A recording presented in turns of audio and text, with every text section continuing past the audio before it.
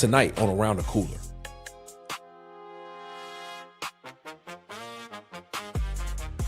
Is Auburn's offense ready to take that major step forward under Alex Golesh? And which SEC contender should be the most worried about its quarterback situation? Let's go around the cooler. Yeah.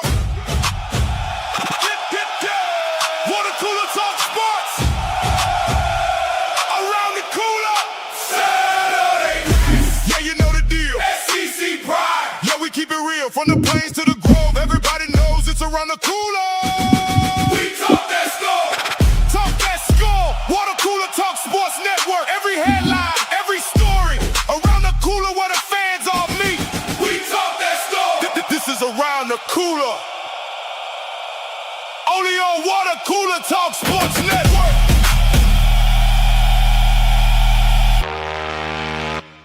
Yo, what's up, everybody, man? It's your man, Nick Frazier, man, here on Around the Cooler on Water Cooler Talk Sports YouTube channel, man. We appreciate y'all so much. Rock with me tonight. It's my guy, one and only, from the legend himself, Bubba, from Bubba and the Old Man, Auburn Sports Talk. What's up, Bubba? How you feeling, my guy? Feeling great. That's what I'm talking about, man. That's what I'm talking about. Appreciate y'all so much for rocking with us here Around the Cooler here on Water Cooler Talk Sports YouTube channel, man. Thank y'all so much. Shout out to Auburn Dad in the chat with us, man. What's up to you, man? War Eagle to you, my guy. Appreciate you so much. He said, by the way, not going to lie, the closer to the season, the closer the season gets, the more excited and scared I become. Auburn PTSD is real, fam. It is real. It's all good, man. We just here to tell you the truth of what we see and what's popular and what's gonna potentially happen on the field and what we potentially could see happening there as well. Bub, you ready to get into this thing, man? Absolutely.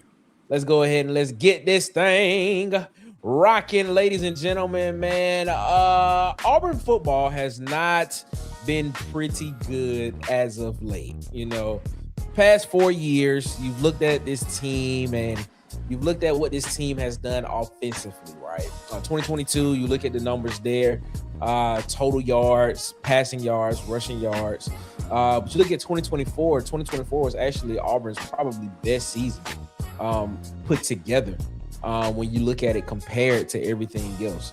But every other year has been kind of, you know, yeah, you know, that's the word I would use for it. It's been a, you know. So, you know, the question that we want to ask tonight in our first segment of the show tonight is, when we look at this Auburn football team and what Alex Golesh and this staff is bringing in, are they ready to bring in and are they ready to take a major step forward in this offense? Bubba, what's your thoughts on this? Could we potentially see probably one of the best years of Auburn football that we have seen in a long time? Yeah, I think that they'll definitely be better than the last 5 years.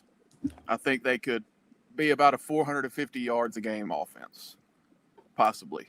Okay. The main question is the offensive line. I'm not really too worried about the receivers. I think we have a good receiving group, even if they're not like, I don't think we have a first-round pick in that room or anything like that. But I think that we have a pretty good receiving core. We obviously have a really good running back room. And we have one of the better quarterbacks in the country. It's all going to come down to the offensive line play.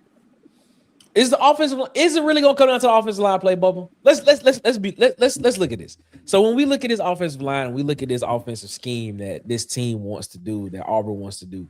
Is the offensive line? I'm just going to ask the question: is the offensive line that important for Auburn to be successful on the offensive side of football? Could this offensive staff scheme around the deficiencies of what this offensive line cannot do potentially?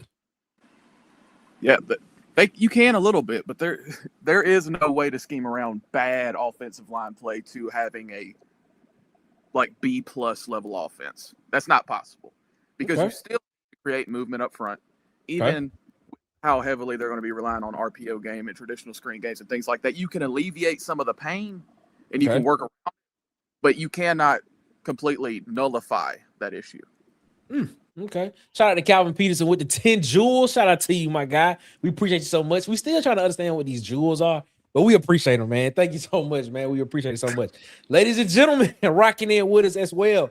It is your favorite insider, our favorite insider, everybody's favorite insider. It is Ant the Insider. Ant, what's going on, man?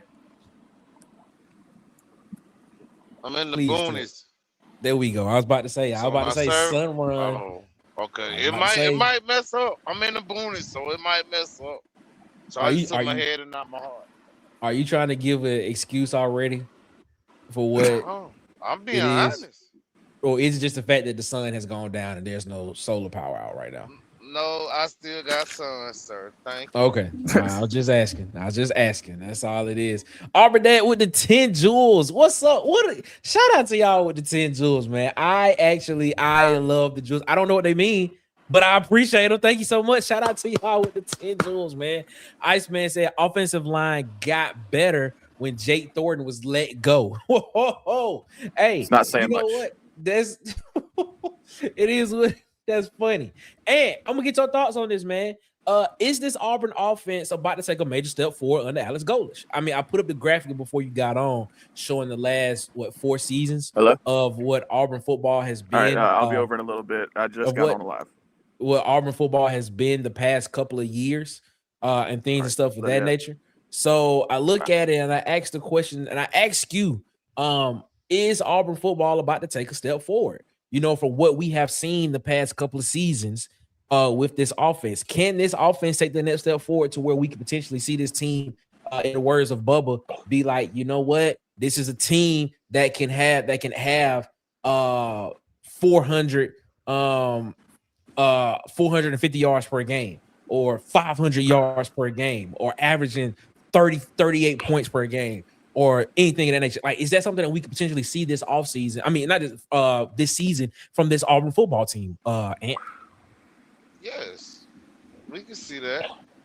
They word out of scrimmage, Byron Brown has been throwing the ball better, and the offense and defense was going back and forth, and the offensive line looked okay. Enough, you know, to what Jeremiah Cobb was breaking off 15, 20-yard runs. So, I mean, I don't know if they had folks keeping stats, but out of 115 plays, if they didn't get 400 yards, then yeah, he got some more work to do. Well, he said that we're gonna talk about that later on in the show about what Coach Golesh said. Shout out to Connie, man. Miss Connie, what's up, Miss Connie? She said she made it live. Shout out to you. Appreciate you so much for rocking with us here as always, man. Iceman said it says a lot, Mr. All-Knowing Bubble. That's what he said. He just said about the Jake Thornton. That's what he said. That's what he said. I'm just saying. Firstly, he wasn't let go. He left willingly. Okay. So he finished out last season. So we really don't actually know if the offense improved when Jake Thornton was allegedly let go. I don't think it was Jake's fault. Wait. Okay, he had a hand in it. We get into some conversation. So you don't think last year Jake Thornton had any culpability in what this offense looked like last year on at all? You don't think he had any culpability? All I'm saying is, when I got 3 different people giving me 2 different game plans on a Saturday, I don't know what to expect. That's all I'm saying. Okay, all right. Jake Thornton, he's a really good assistant offensive line coach because he teaches technique really well, but he should not be given a full position group on his own. Okay, all right, man. I'm just saying he wasn't bad at Liberty though. He was at Ole Miss. Ole Miss is where he was Ole at. Miss, yeah. Well, he was assistant, but I mean, he wasn't. A better setup schematic situation would have helped a lot, but he still had his issues. So here's the question I asked you. Look on the screen here. It says Auburn was in need of an upgrade. If you were to pick a category of where Auburn will upgrade this year, right? If you were to pick that category, total yards, passing yards, rushing yards, points per game, which statistical area are you more likely to see Auburn have a jump in this upcoming season? Is it the total yards? Is it passing yards? Is it rushing yards? Is it points per game? Or is it more than one? Which one are you more confident that you will see more from this Auburn offense this year, Bubba? Well, the number one way we're going to improve is at quarterback. Absolutely. Okay. So the passing game will improve. I think we'll improve all around. I don't think that there's an area that we'll drop off in. Okay. Okay, so which one? So if you had to say which area of the of which statistical area do you think we have the biggest jump, in your opinion? Oh, pass yards for sure. Pass yards. Okay. We should be able to hit 240 to 250 a game in terms of pass yards. It's 240. Okay, let me ask you this question. In modern college football, is 240, 250 yards a game still considered to be kind of on the low end? It's on the low end of average, probably. I don't know the exact statistic of like widespread college football, but 240 to 250, that's about where I think we land. Okay. We're not going to be like an air raid team. We're not throwing for 300 to 350 a game, but we'll be a respectable passing offense. Respectable passing offense. King Richard said he thinks completion percentage is where we potentially see an upgrade as well. I like that. I think it's a possibility, especially with the number of short passes that you could potentially see in this offense. I think completion percentage can go up, and if they can connect on the downfield passes deep, you definitely will see that number go up. What about you, Ant? Which area of this offense can you potentially see Auburn increasing, having its biggest jump? Total yards, passing yards, rushing yards, or points per game? Points per game. I'm with you on that.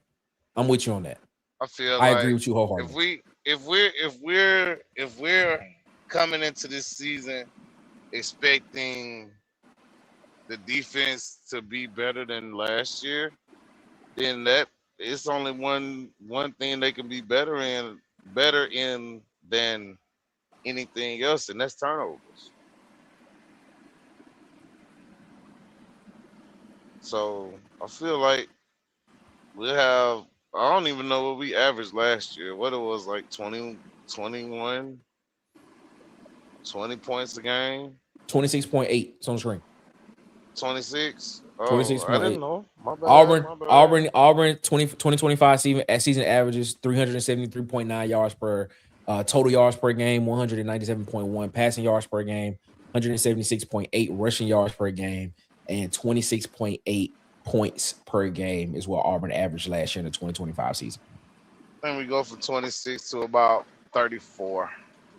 Okay, so you think Auburn can get to 34 points per game is what you're saying? Okay. Think about 34.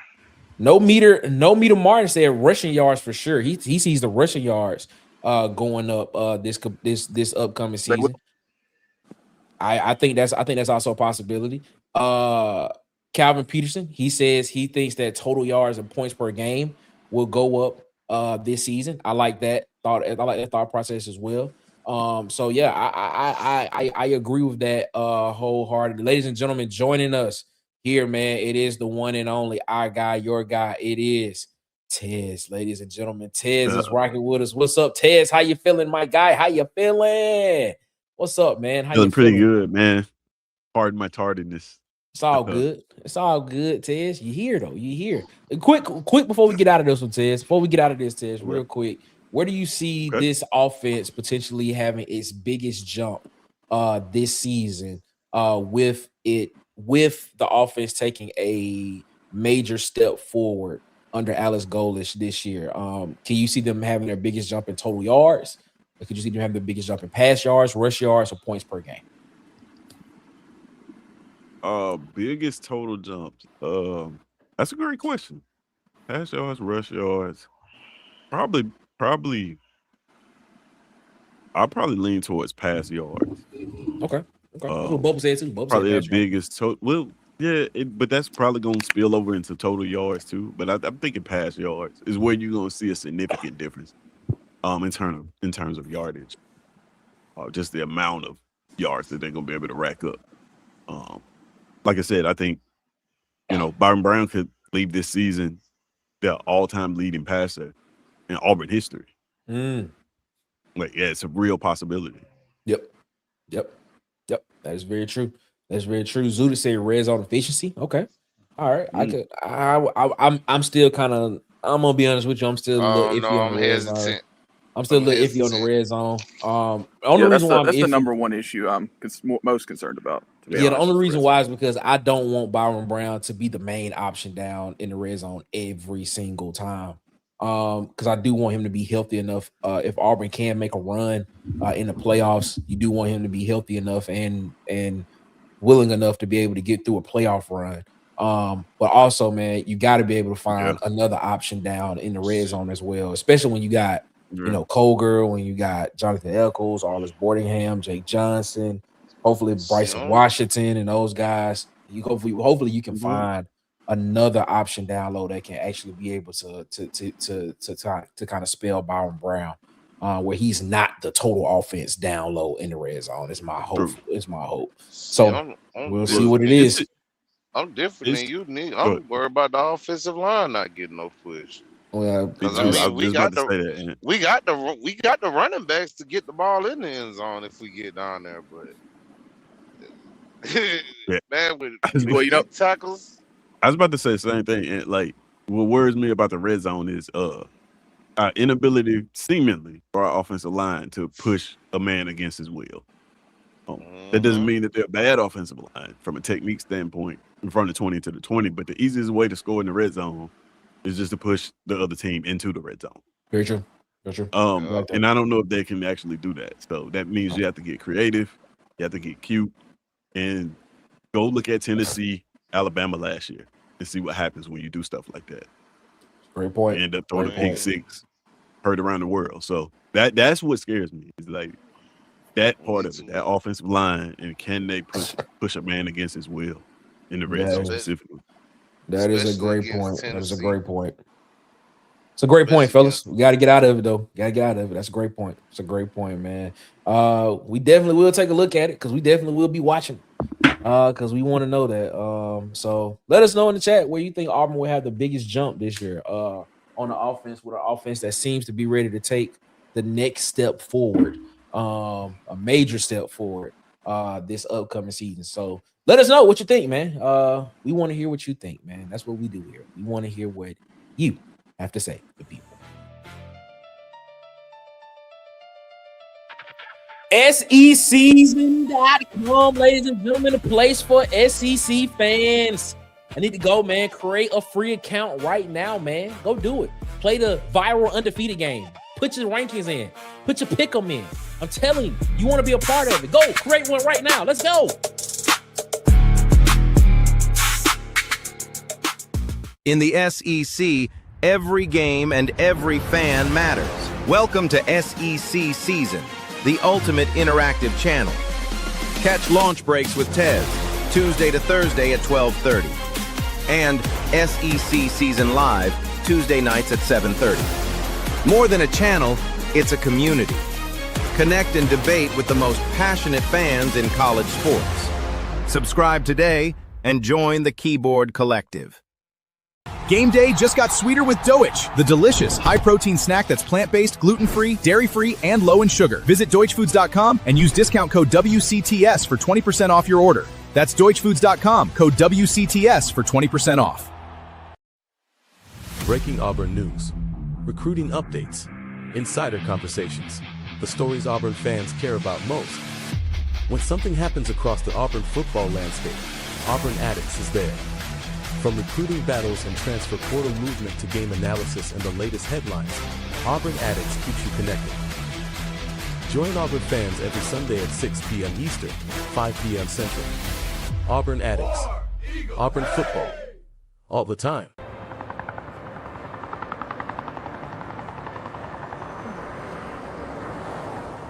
Follow Water Cooler Talk Sports on social media. Ladies and gentlemen, welcome back to Around the Cooler here on Water Cooler Talk Sports YouTube channel, man. We appreciate y'all so much for rocking with us here, man. Per FanDuel, these are the teams that have the best odds to win the national championship going into the 2026 season. As you can see, Texas sitting there number 3, and of course you have Texas Tech at number 9, Ole Miss at 11, LSU at 10. The question that I have for the panel and for everybody in the chat, right here, right now, is which team is the most overrated? which team is that has the better odds to win the national championship? Is the most overrated going into the 2026 season? I'm gonna start with you on this one, Tez. Who's your thoughts? Yeah, I can't even remember the list, but Texas. I'll put the list back up. I'll put the list back up. Do you need the list? I mean, you can put it back up, but I'm sure my answer is gonna be Texas. Okay, well, here's the list again. Here's the list again for everybody that needs it. FanDuel's odds. Here lets us know these are the teams that have the best chance of winning the national championship. Ohio State won at plus 550, Notre Dame 650, Texas at number 3 750, Oregon at 800 plus 800, Indiana at plus 850, Georgia plus 900 at number 6, Miami, Texas A&M, Texas Tech, LSU, Ole Miss, and Oklahoma round out the top 12.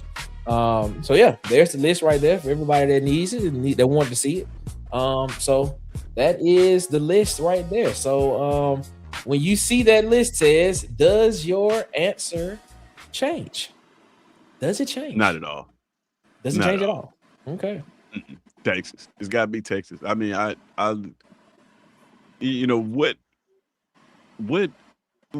makes them number 3? What gives them the number 3 odds of winning the national championship? You could argue Notre Dame is too high too, right? None playoff teams last year, but you have a Texas team in which your quarterback has not been as advertised, right? No matter how you slice it, he has not. A lot of that is hope that he's going to take another step, right? And I think for them to be a national champion, he needs to make a significant step.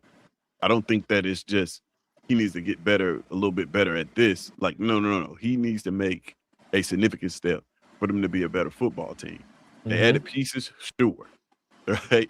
Sure. But none of those pieces really work if the quarterback position is skipping passes in week 1, like rocks. Like that can't happen. So, yeah, I just think it's Texas, man. I don't see in a world where they have the number 3 odds of winning the national championship. I just don't. Do you agree with that assessment, Bubba? Yeah. The one that sticks out is definitely Texas. I think Oregon's a little too high also, but there's a lot wrong with this list. Okay. Yeah. Do you need the list back up? Do you need the list to go back up? No, I got it on my phone right here. Okay. All right.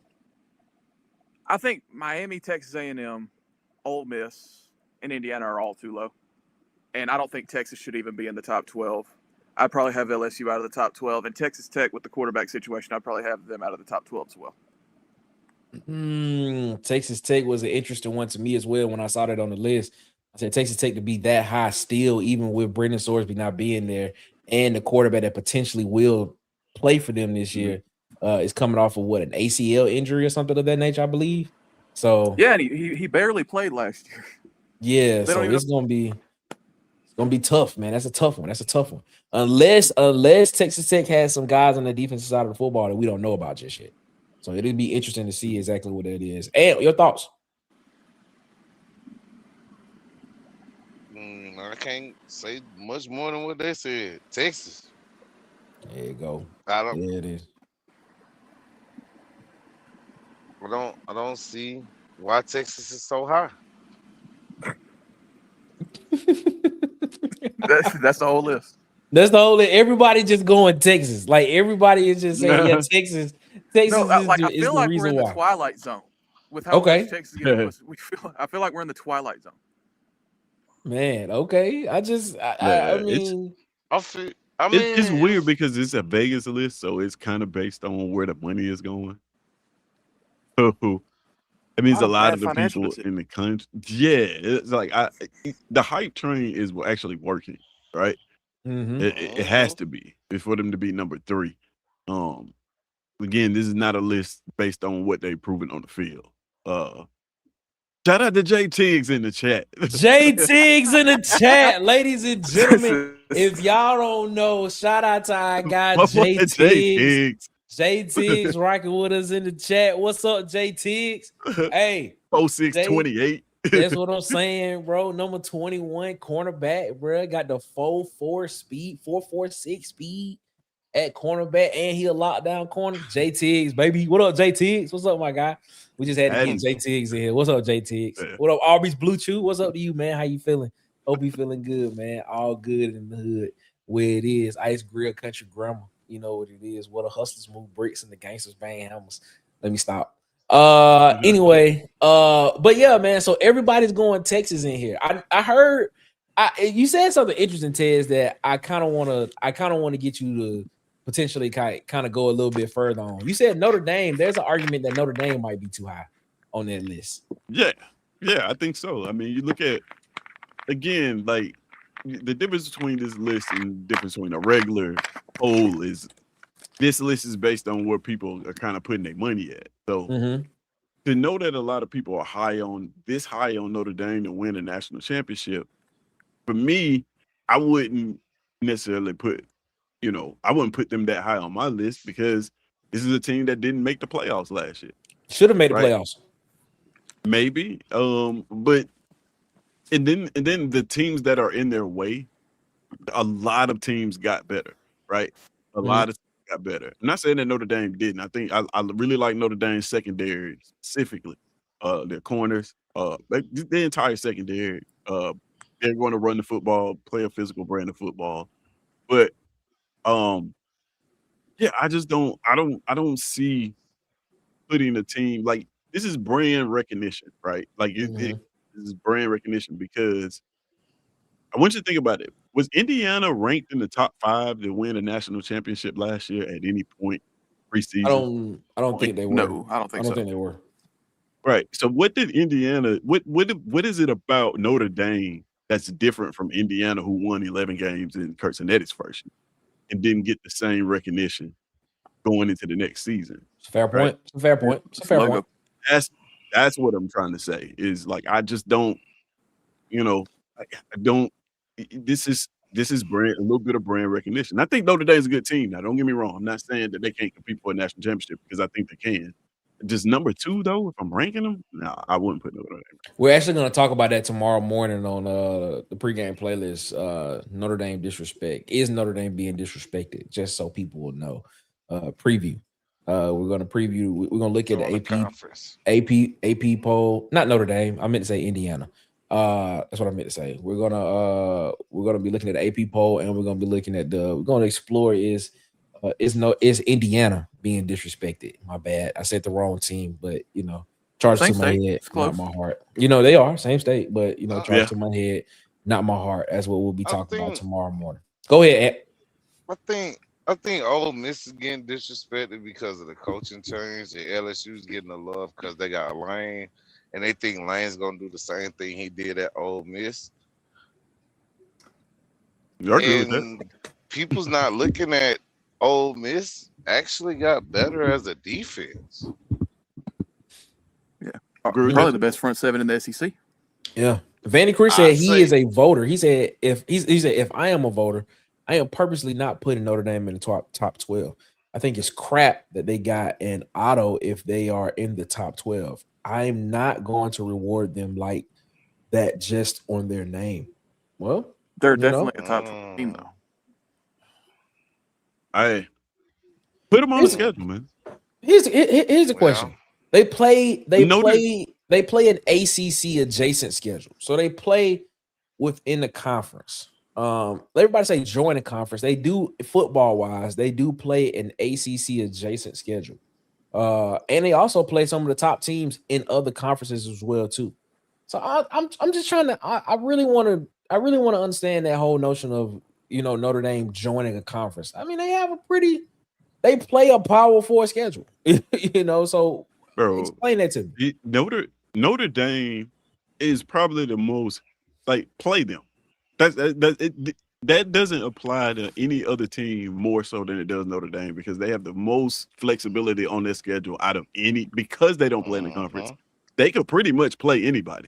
So if you have an open date for one of your teams and they got instead of scheduling the cupcake, play Notre Dame. Auburn's playing them for the next 2 years, 27, 28. Yeah, and I want you to think about what happened with them in Indiana, right? Yeah. Their schedule is so flexible that they just up and just hey, no, we want to bring this rivalry back. USC rivalry. So Yeah, so it's like, man, you can play the one team that you could schedule. Every single team can schedule on their schedule if they wanted to is Notre Dame. That's why that complaint. Okay, Indiana, I get it's probably tougher to schedule Indiana than it is Notre Dame because Indiana has to play that Big Ten schedule. Notre Dame, man, if you want to play them that bad and everybody want them to join the conference that bad, put them on the schedule. Simple as that. Fair point, man. Yeah, I mean they scheduled Miami and Texas A&M for last year. That's 2 playoff teams they played. Yep. And Arkansas. Yep. It's very true. So I don't know, man. You know, tell us what you think, man. Tell us of that list, what team do you think is the most overrated contender with the best odds going into the 2026 season? Let us know, man, in the chat. That's what we do here. We want you all to let us know in the chat. A lot of people said Texas, LSU. We got a lot of people that said Texas. A lot of people said LSU. Mm-hmm. You know, had some people. Notre Dame got in there. You know, got in that conversation there as well.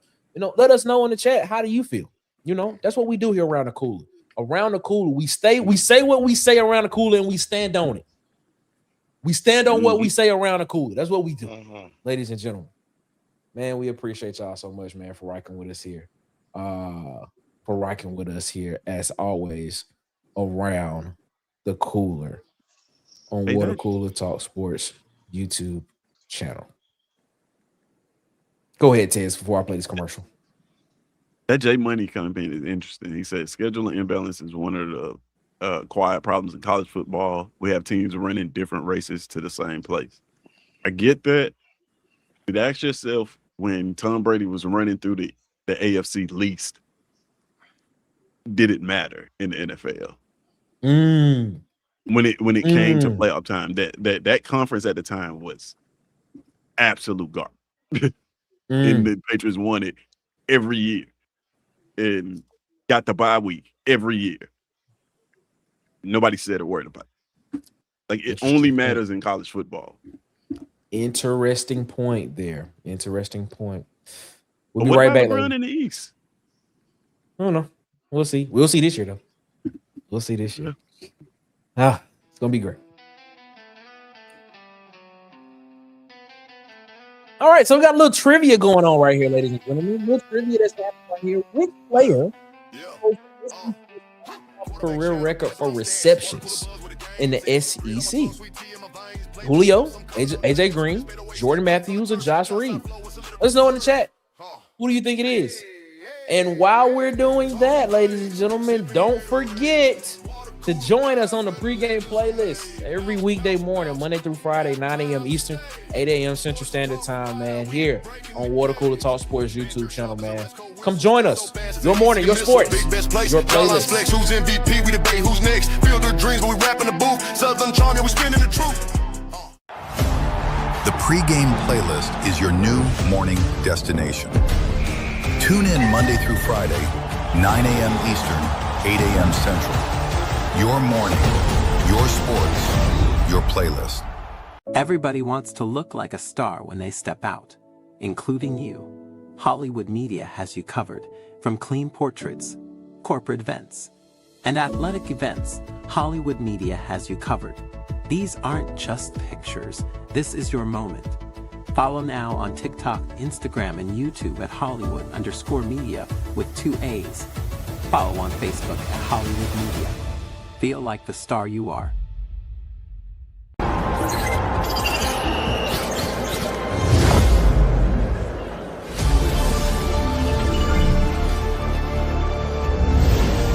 Click the link below to get NORDVPN.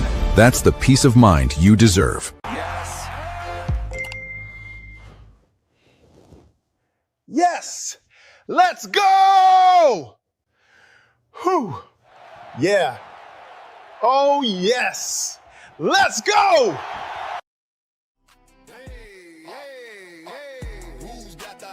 Yeah, ladies and gentlemen, welcome back to Around the Cooler here on Water Cooler Talk Sports YouTube channel, man. Trivia question before we went to break, man. Which player holds the SEC's all-time career record for receptions? Is it Julio Jones, AJ Green, Jordan Matthews, or Josh Reed? Well, the answer is Jordan Matthews. Jordan Matthews. holds the career record for receptions, but he holds that record, but he's second in career receiving yards behind Devontae Smith, who broke that record in the 2020 CFP National Championship game. Did you all know that? Yeah. Yeah. Yes, unfortunately, because Trooper Taylor refused to recruit him. He refused to Still recruit hurts. him. Man, it's all good Yeah. though.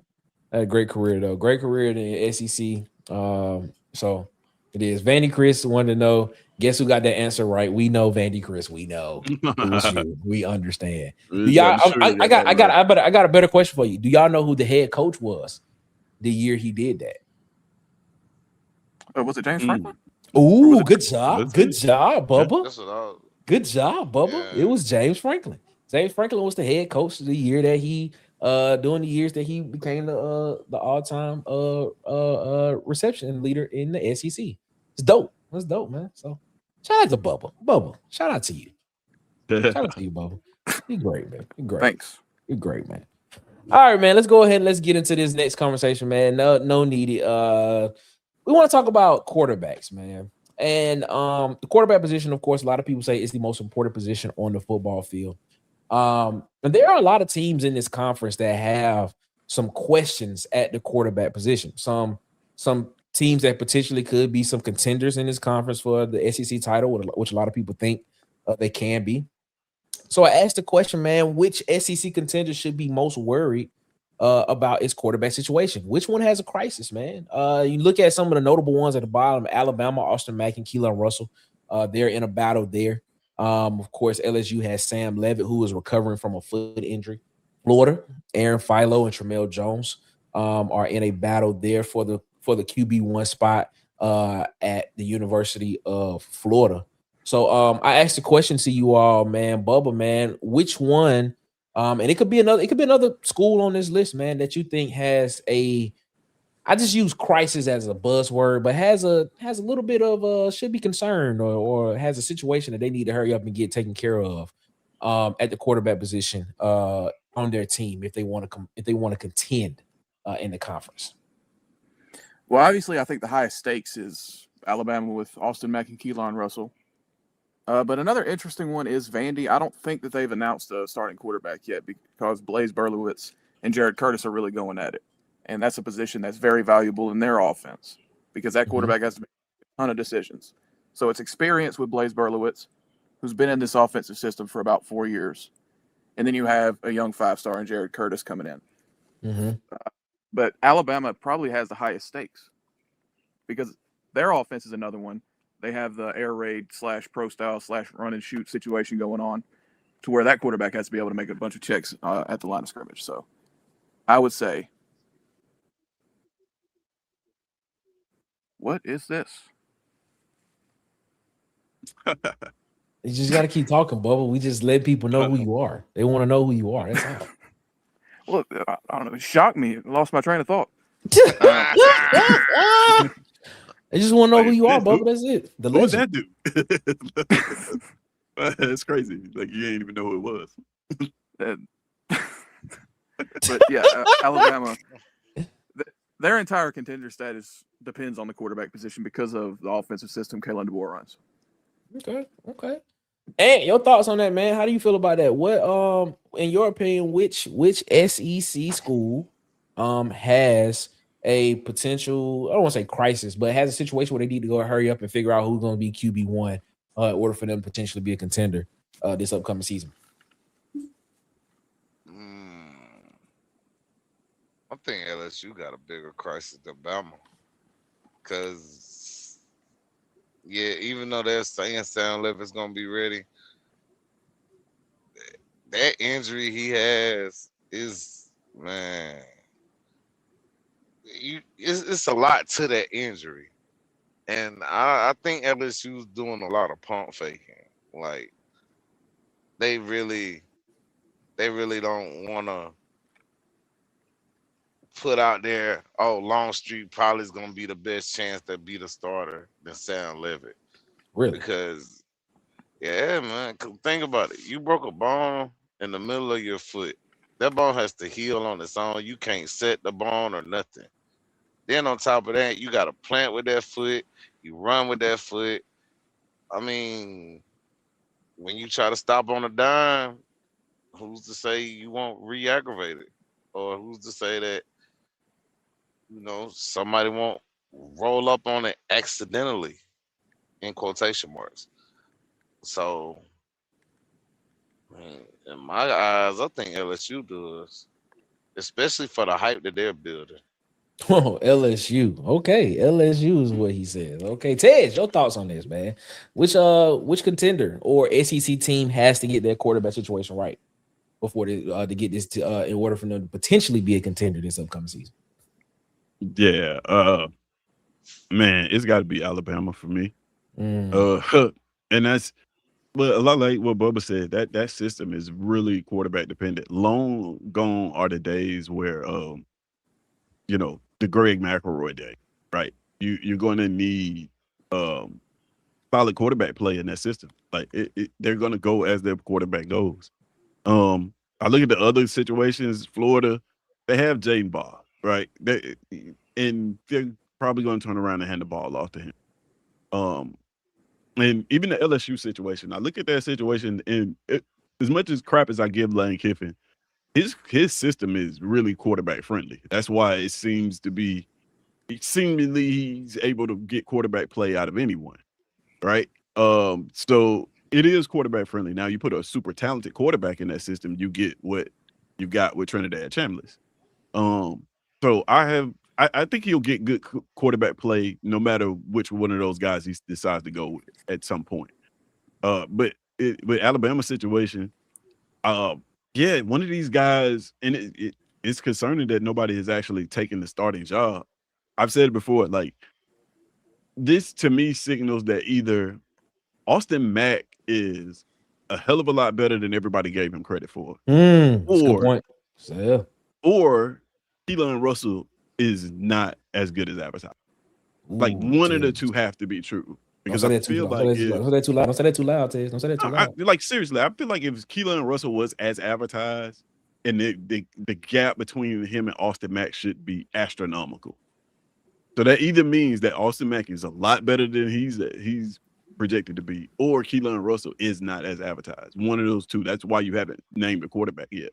And I know that Alabama fans would hope that, it's true that Austin Mack is just better than everybody thinks, but it could also be the opposite. Both of these guys could be, this could be a battle of mediocrity. Who's going to make the less mistakes? And if that's the case, with a team that doesn't want to turn to the run game, it's going to be tough sledding on that offense, man. Especially with the defenses that they're going to have to face in the SEC. So I just feel like that their situation, they have to hit it right at quarterback. They have to. I believe Crimson said, man, we want competition all throughout fall camp, unlike Auburn. But I don't expect y'all to know what a championship process looks like. LOL. Man, he's coping hard. When the last time y'all won a title? Okay, I bleed. I hear you. I mean, I don't know about that one. I believe it's just like you getting to the point of game prep now, right? You need to prepare one of these guys for ECU. And if you still on the fence and splitting reps at this point, like I don't know. I don't think you shouldn't have it all wrapped up. But like both of these guys were there in the spring. It's not a situation where one of these guys just got there and you kind of filling out what you got. Like, you should have figured this out. Both of them were there last year. You should have a kind of a grasp on like who I want to lead this offense by now. And maybe they playing everybody against themselves. Like, we just gonna hold it out so that nobody knows that who the starter is. But that never happens. That's not a real thing. Especially not from Kalen DeBoer. If you told me that was Jimbo Bishop, somebody like that doing it, then yeah, maybe. But bro, I just think that like, hey, that system that they run is a very heavily dependent on the quarterback, and you have to get that situation right. If you don't, it's gonna be tough sledding for that offense, especially if you don't turn around and hand the ball off. It's just kind of the simple maths of offense. Really, it's not even a complex, thing to grasp. Yeah, you're less than 3 weeks from week one. With this system. At some point, we would have heard somebody has taken the lead, even if they hadn't. They wouldn't still be splitting reps 50-50 if one of these dudes is amazing. Right. Yeah, I hear what you're saying. I don't know, man. I look at this. Yeah, common sense tells me that I think Alabama has to get it right. In my personal opinion, that's what common sense tells me. Yeah, but I also look at I look at Tennessee. Vanny Chris said it as well too. In the chat, I think Tennessee has to get the quarterback position right, and I think getting it right means naming Faison Brandon the starter. If it were me, if it's that close between, the guy that was on the team last year and the guy that's just coming in now to be the starter. If you're saying it's that close, then start the guy that was the 5-star coming out of North Carolina to come in and run the offense. If you're Tennessee, that's just me though. But I'm not the coach. I'm not getting paid millions of dollars to make the decision. That's just me on the outside looking in. But yeah, the Alabama situation is kind of interesting, Tez. I like how you frame it by saying that either Austin Mack is better than what they expected him to be, or Keelan Russell is not as advertised. It's not as good as he was advertised to be. That's an interesting way of putting it. So yeah, that'll be interesting to see exactly what potentially happens there. So yeah, in the chat, let us know, man, which SEC team or / contender do you think has a quarterback problem that they need to hurry up and get right and get set before the season starts, so people would know exactly what it is that they can potentially go ahead and give correct predictions for and things and stuff of that nature, man. J Money said Ty was named at this time last year. What's the deal? But when has the boy had bad QB play? Hell, he got a running back drafted at quarterback. Jalen Milroe was going to get drafted, regardless. Right. But Jalen Milroe is there doing Saban though, if I'm not mistaken. No, DeBoer's first year he had Milroe, and Milroe regressed under. So you telling me? No, but I'm saying, but Jalen Milroe was the quarterback under Saban as well too. So yeah. Bro, the entire time that Jalen Milroe was there, it was already understood that Ty Simpson was the next up. Like it would, even if he didn't name him, there wasn't a quarterback battle. This is a real live battle between two guys that are taking reps that will determine which one is going to be the starter. It is what it is. Like I'm not saying that like they could get it right. Like I'm not saying that like they just go get it wrong and fall off the map. They could get it right. Like I said, Austin Mack could be better than advertised, and both of these guys are great. That is a real possibility. Here's the thing. I know DeBoer wasn't there during that time, but how can you say he got Milroe drafted when he was underneath Saban before DeBoer even got there? That was my question. That's the only reason. If anything, Tommy Reese got Jalen Milroe drafted because that's the only reason why I asked that question. Milroe took his biggest step, and then he regressed under Kalen DeBoer. Okay, all right. Well, in the chat, let us know how you feel, man. Which team needs to hurry up and figure out exactly who will be their starting QB and who needs it in order for them to potentially be a contender going into this season, man. Let us know in the chat how you feel about it, man. This is Around the Cooler here on Water Cooler Talk Sports. Let's go. Coming up, what is the one thing that could derail Auburn's 2026 season? Stay tuned.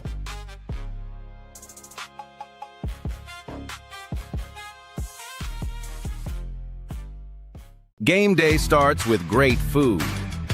At Adeline's by Chef Country, we bring championship flavor to every plate. From slow-smoked ribs to barbecue favorites, feeding the family or the tailgate,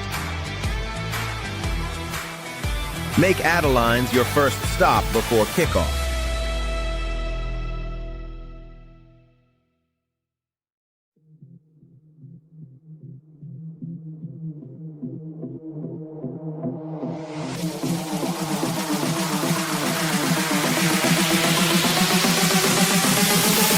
Hit the link and try it now. Life moves fast. Protect the people you love.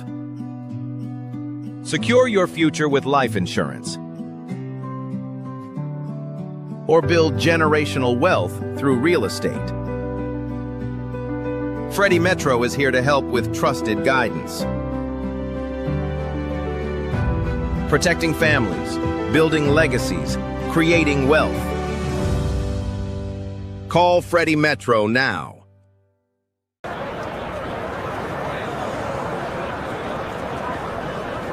Subscribe to these YouTube channels. You won't regret it.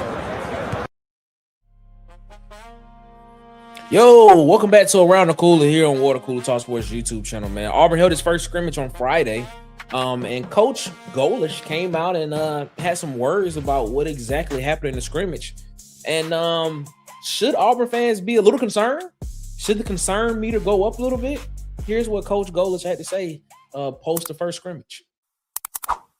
Overall, man, I just told the guys, if we don't humble ourselves to get coached here the next 24 hours, there were some bright spots, and it's going to sound like coach talk. There were some bright spots, but there was also some pre-snap stuff that is not how you can function offensively. There was some bright spots on defense, and then there was some tackling stuff that didn't look like it looked like our second time tackling. And so we need a bunch of work tackling. We need a bunch of work perimeter blocking. We need a bunch of work pre-snap. We need a bunch of crowd noise work.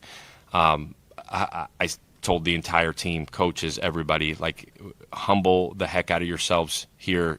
Coach, take the coaching. I would walk out and say, overall, a sloppy day on both sides.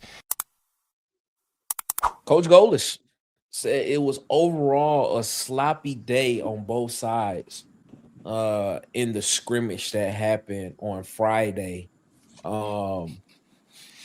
Auburn University, man. Bubba, how do you take that news?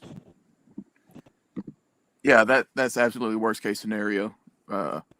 As far as if we get into the season and we're having these pre-snap issues, this offense cannot survive with that. You have to be able, and you have to stay on schedule for this offense to be effective. This offense can't play in 1st and 12 to 15.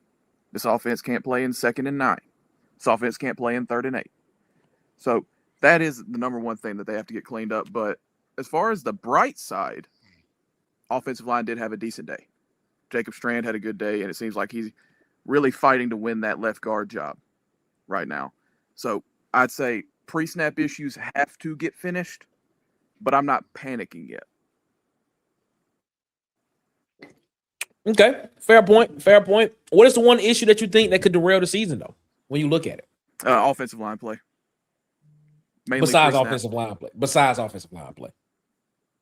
Well, you can't just disregard my answer. Tell me to give Besides, a new answer. we all gonna say offensive line play. Okay. Yeah, we all know that. We are. Byron Brown gets injured.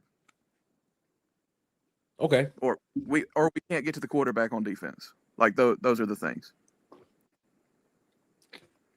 That's a fair point. Fair point. Tej, your thoughts, man? When you hear Coach Golesh say that, how does that make you feel? When he says that overall it was sloppy, from what he saw from in the scrimmage on Friday. I'm panicking. I'm just telling y'all. Like, really? I don't want to. Really? Yeah, bro. Like because like here's why. I wish DC was here because he says this all the time. The offseason has been undefeated. Like the things we have heard from our coaches, he has said what that the issues are on our football teams have all come true for the past 5 years. Yes. And to hear, like, okay, the sloppy play, I think we'll get better at something. Some things were just like, early in fall camp, scrimmage, things that just happened. And what I'm hearing is some of those things, a lot of them actually got better as the day progressed. Mm-hmm. But the one non-negotiable for me is the pre-snap penalties. Like, if you're going to bring in a staff, players, in all of this continuity, like, that should not happen, right? Like, the procedural stuff, it should be the one that I looked at that as our advantage. Is that we're going to go into the season with Golesh, his staff, some of the players he brought in, the quarterback center relationship is there. I looked at that as, okay, that's going to give us a heads up in terms of learning the system, installing the system, being able to be disciplined within that system. And to hear that we're having pre-snap penalties from a staff, from a team that retains so much continuity, that I don't want to hear that, bro. Like, that is, like Bubba said, this offense cannot operate 1st and 12. Like, it just can't, right? And to be fair, it's not a lot of offenses that want to live there, right? So, bro, that is the one part that, like, because if we at least do that, I'll just take yourself back to last season. I know you don't want to. I know that's a traumatic place for us as Auburn fans. But if you take yourself back to the last season and imagine the season with half of the procedural penalties away. As much as we talk about the play calling and much as we talk about like the failure from the quarterback position and a lot of things that happen, the amount of times that we started to mount a drive and then false start, egregious holdings away from the football, like just undisciplined things that happen that shot drives in the foot. Like, if you cut those out, we at least have a chance on offense. That cannot happen, bro. Like, you cannot bring players from a system, have all this continuity, preach discipline, preach process-driven football, and then we go out there this season and it does not look like it from a discipline standpoint. That right there would disappoint me almost more so than anything. Yeah, if we're gonna be soft, we can't be stupid. Right. Can't You be need to put that on a stupid. t-shirt. Yeah, we need to put that on a t-shirt. We're gonna be soft, we can't be stupid. And when you hear that from Coach Golesh, you know, sloppy all around. Overall, you know, sloppy play on both sides of the ball. He also mentioned tackling issues as well. And he referenced saying, like, you could tell this was like our second day of tackle. Does that concern you? You know, as high as we have been on the defense and how this defense could potentially be the strength of this football team, and to hear that the coach is saying that you know, we got to be better at tackling. You know, he also said we had to be better at perimeter blocking as well. Which were two of the other things that he said in his statement when he was speaking there. How does that make you feel when you hear that? I'm not worried at all. I mean, it was the first scrimmage, first week of practice, first week and a half of practice. You should expect, you know, a little rust or however you want to put it. I'm gonna stop you right there, Ant. I'm gonna stop you right there. I'm gonna stop you right there. Hold up. I'm gonna stop you right there. The reason why I understand what you're saying, but the head coach said that we could use that as an excuse. But he said we did not look like a veteran team. He said we looked like a team that had highs and that had lows, is what he said.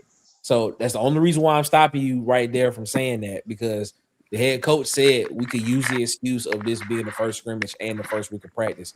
But he said we did not look like a veteran team, is what he said, which basically tells me that this head coach has a standard that he wants to be at from out the gate. I just want to say that real quick. That's what he said. I got you. He also said we look like we play off emotions, and that we need to take emotions out of it.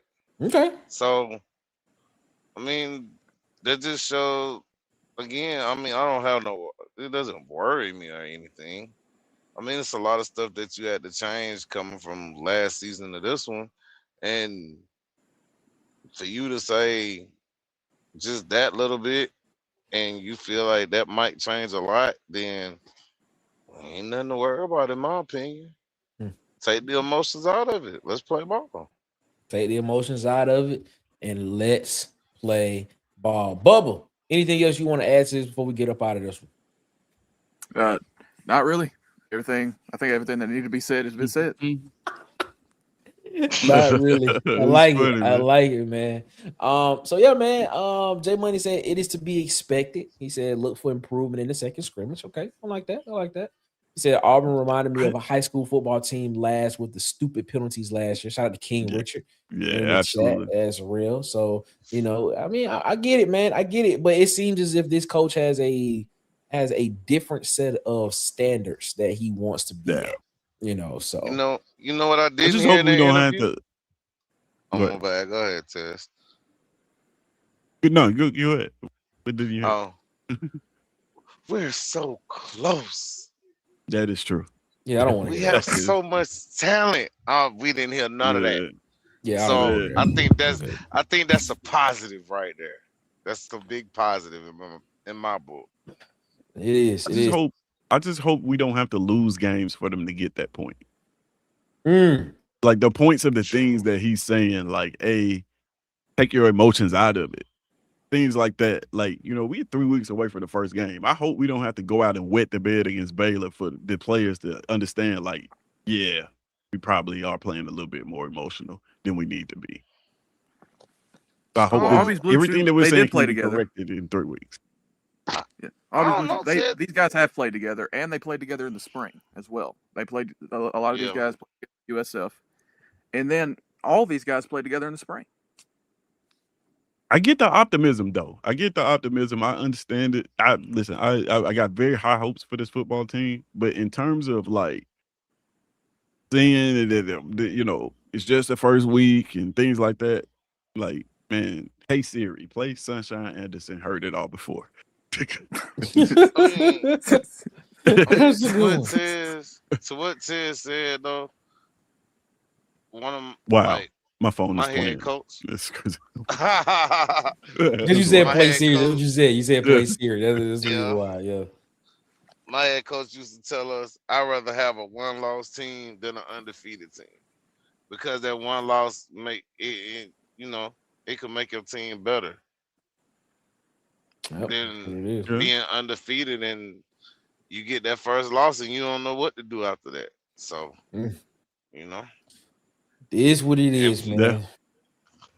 It is what we it wet is. the bed.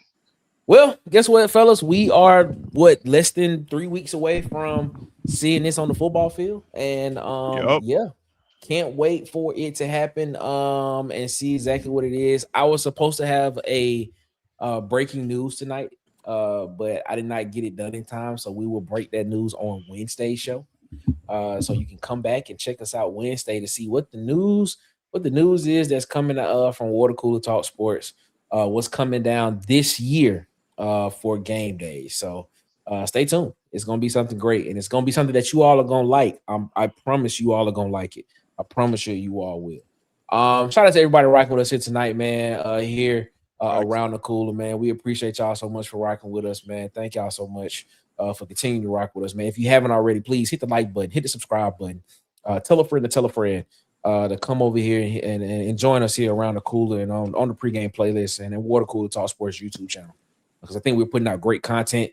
I think we're putting out very good sound content with logical thinking and analysis behind it. So yeah, come check us out, man. We're not rage baiting anyone and things and stuff of that nature. So it is what it is. So we appreciate y'all so much, man, for rocking with us here. As always, thank y'all so much for rocking with us. And where you at and what you guys say to the people before we get up out of here, man? Everybody be safe, be careful, have a great day, and stay hydrated. Yeah, please do that. Well, it is hot Yeah, out here, man, it's bro. warm Good out there. God, it is hot. Man, it is hot outside, bro. Like for real, bro. Please drink the water, man. Stop drinking sodas. Drink some water. H2O. Drink that. Bubba, what you guys say to people before we get up out of here? Yeah, you can find me at Bubba and the Old Man Auburn Sports Talk on YouTube, Twitter, and things and stuff of that nature. The Bubba breakdowns are back, ladies and gentlemen. So make sure y'all go and great check them content. out on Bubba and the Old Man Auburn Sports Talk on YouTube, man. I'm telling y'all, great breakdowns. Great breakdowns. So make sure that y'all go check them out. Elite, you right. My bad. Elite breakdowns. Elite graphics. Elite. Elite. Elite graphics.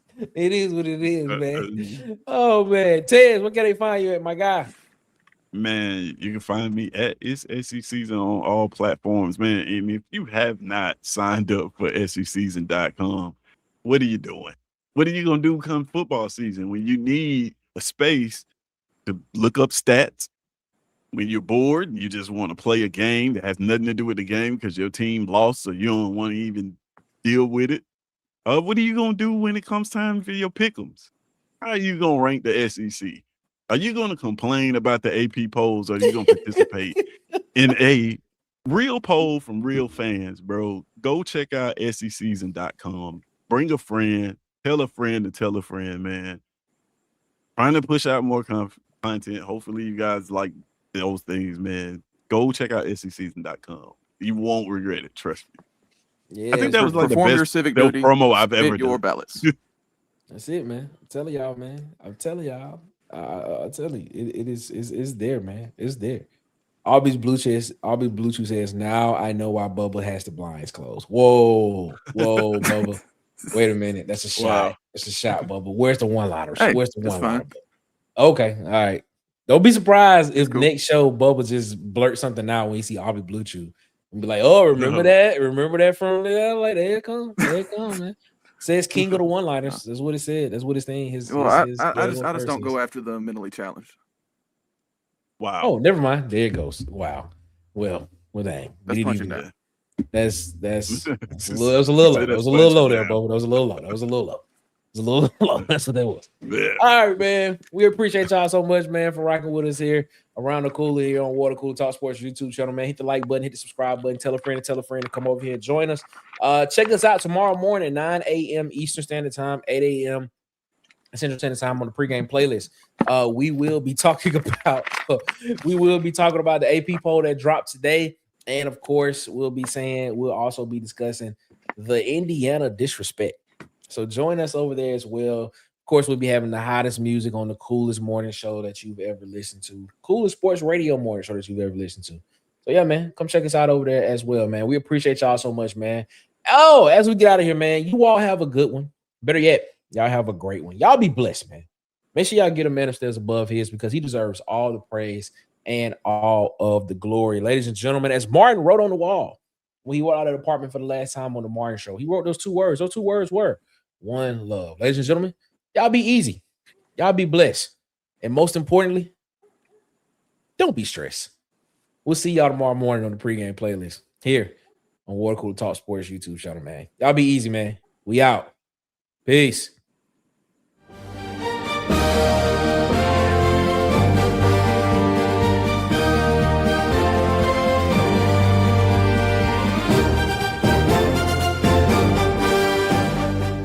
This has been a presentation of Water Cooler Talk Sports.